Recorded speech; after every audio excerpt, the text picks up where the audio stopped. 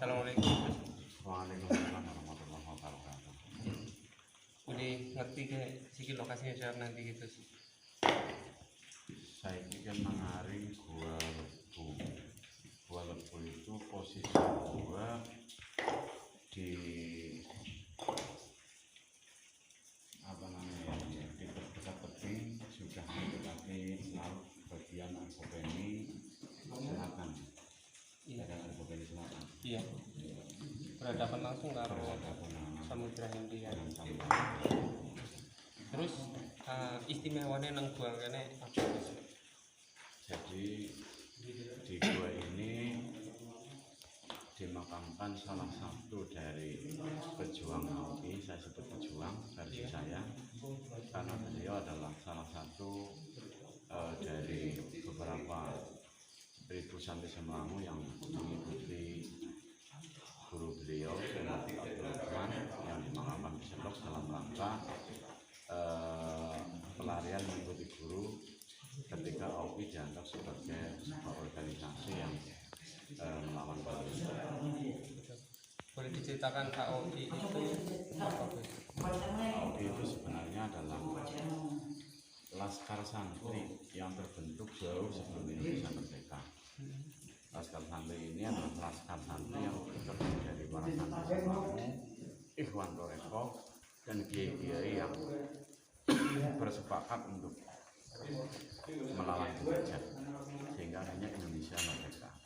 Cuma kebetulan di era-era awal kemerdekaan itu terjadi banyak miskomunikasi antara beberapa organisasi laskar dengan pemerintah, sehingga karena miskomunikasi tersebut sehingga pemerintah menganggap bahwa AUI ini kepingin mendirikan negara Islam, padahal hal yang sebenarnya tidak demikian.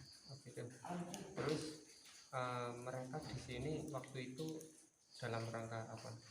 Ketika Sumberarti atau Semelangu ini kemudian ditinggalkan oleh Romo Pusat atau Syekh Mahfud selaku pimpinan tertinggi AUI beserta ribuan orang, mereka kemudian berlari ke arah utara, ke arah barat sampai dengan Pantai Ayah, hutan-hutan Pantai Ayah sampai dengan Cilacap, bahkan sampai ke Jawa Barat, wilayah Ciamis dan Tasik.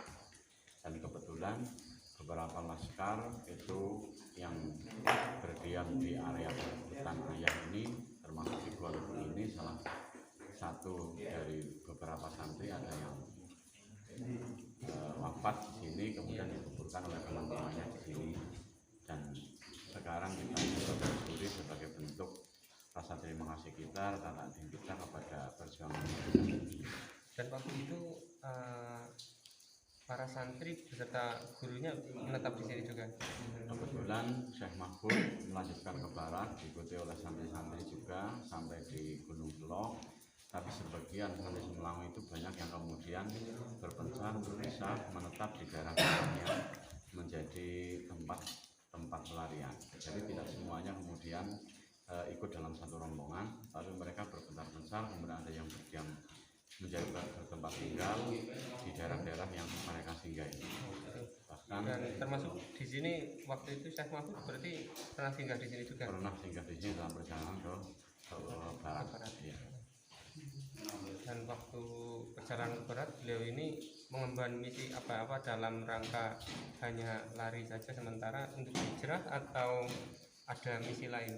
Iya, karena sebenarnya kasusnya seperti Bandung Lautan Api. Jadi Sumberarti itu memang sengaja dikosongkan, kemudian dibakar ya. Iya, mereka kemudian sengaja lari lewat hutan-hutan, lewat pedesaan untuk menyelamatkan diri dari pasukan pemerintah. Oh, berarti waktu meninggalkan Sumberarti itu dalam keadaan Sumberarti sudah dibakar, bukan mengosongkan dulu kemudian mereka tentara melakukan pendudukan kemudian dibakar, bukan? Jadi dibakar dulu. Oh gitu. Jadi ini erat kaitannya dengan peradaban yang ada di desa Argopeni, Karanghutan sekitar ini. Termasuk ada apa dengan apa ya, kayak penyebaran Islam waktu itu enggak? Artinya penyebaran para dai-dai yang ex alumni dari Semelangu atau ex tentara AUI ini kemudian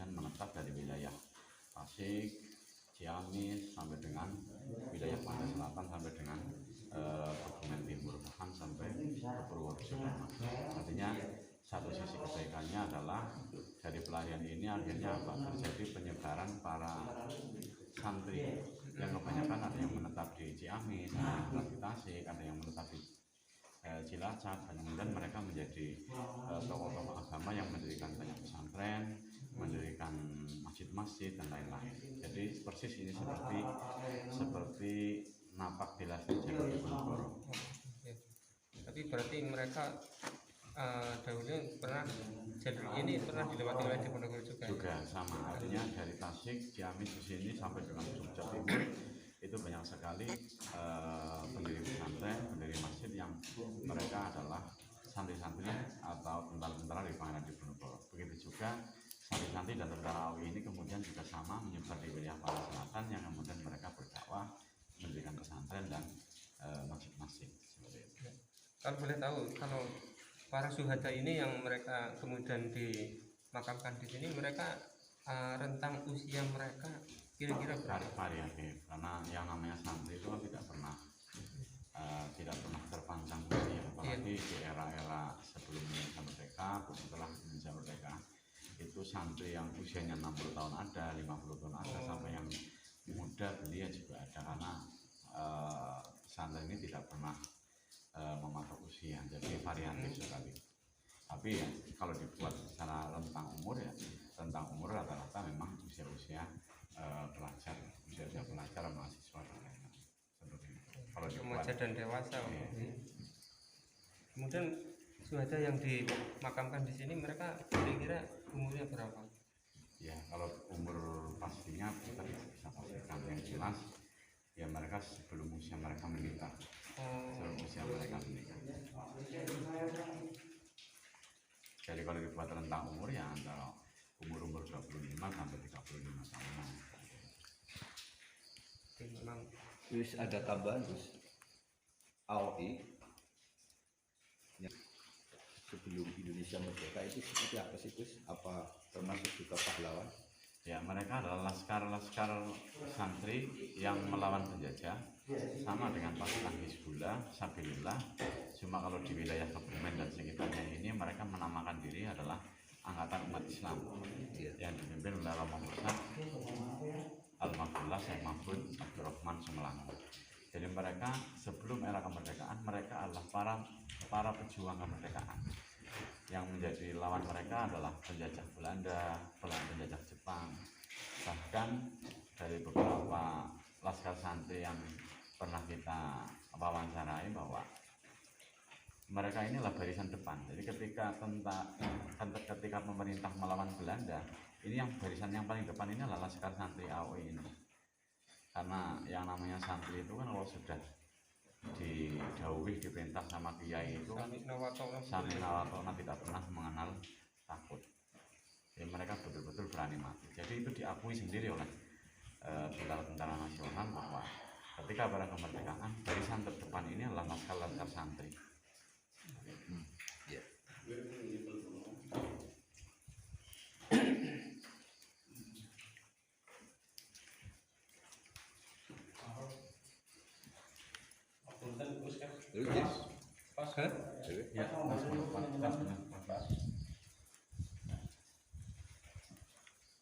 Gunung di Jedampok ya.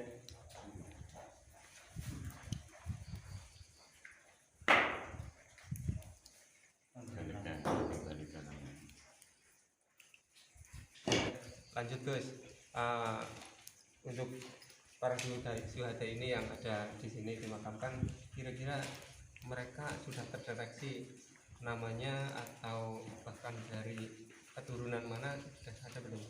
Sebenarnya harusnya sudah, cuma itu kesalahan kami sebelum dulu kenapa tidak kemudian intensif memperjelas kepada para saksi yang kebetulan masih saudara-saudara kami lah ya. Iya. Sampai mereka sekarang sudah tidak ada, tapi insya Allah nanti dengan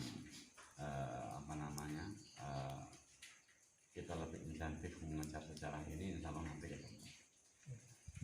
Tapi untuk saksinya ini saksi mereka saksi pelaku sejarah atau saksi pelaku sejarah. Cuma karena tadi sudah saya ceritakan dari awal, ketika tentara ini pergi melarikan diri ke Bayi kan menyebar. ya, Jadi saksi yang harusnya bisa menyertai almarhum di sini ini yang sulit kita cari, karena kebetulan posisi-posisi orang-orang yang kita kenal dari XAU itu adalah yang melarinya di sebelah-sebelah sampai ke Sulok dan lain-lain. Jadi tidak menyertai dari almarhum ini. Tapi dari cerita sesama tentara AUI itu dapat diambil bahwa salah satu tentara atau salah satu santri itu meninggal dan dimakamkan di Gual.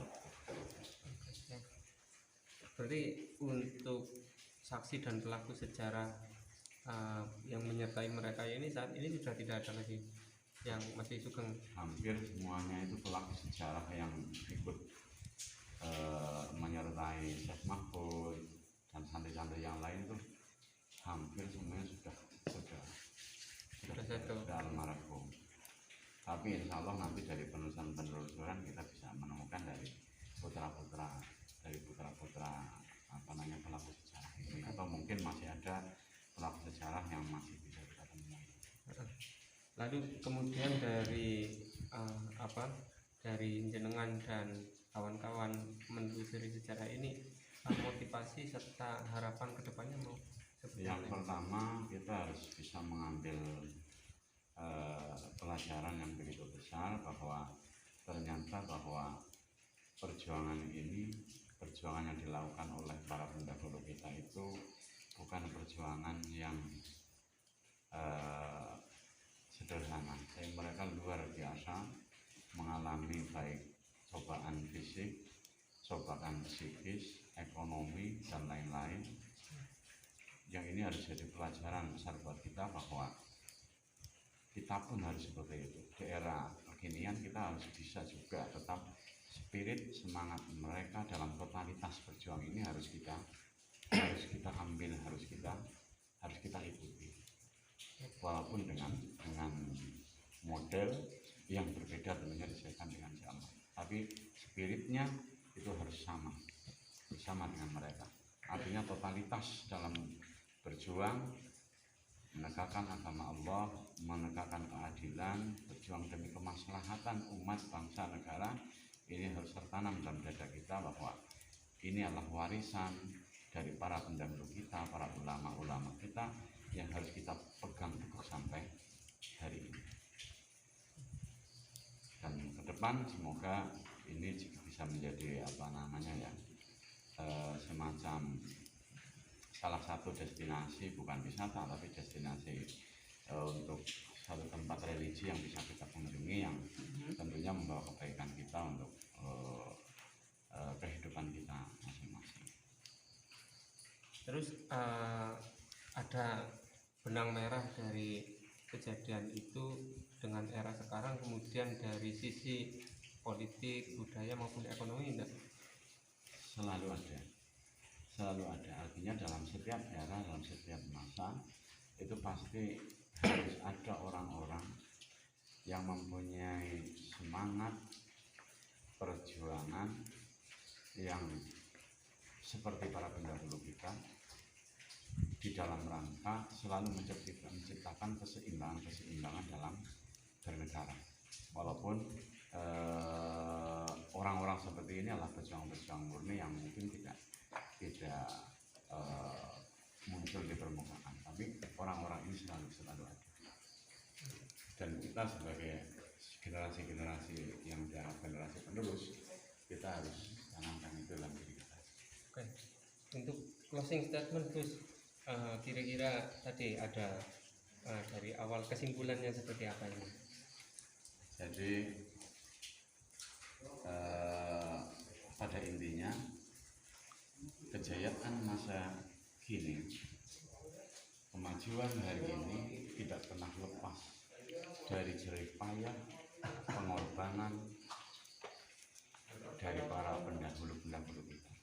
Yang itu harus kita hormati, kita teladani, dan kita aplikasikan semangat mereka dalam era kekinian. Saya kira seperti itu. Demikian uh, penelusuran kita pada hari ini. Mudah-mudahan ini bisa membuka tabir sejarah masa lalu untuk menjadi bekal kita meneruskan perjuangan para pendahulu kita. Jadi ini untuk menjadi bekal yang sangat berharga. Amin, amin.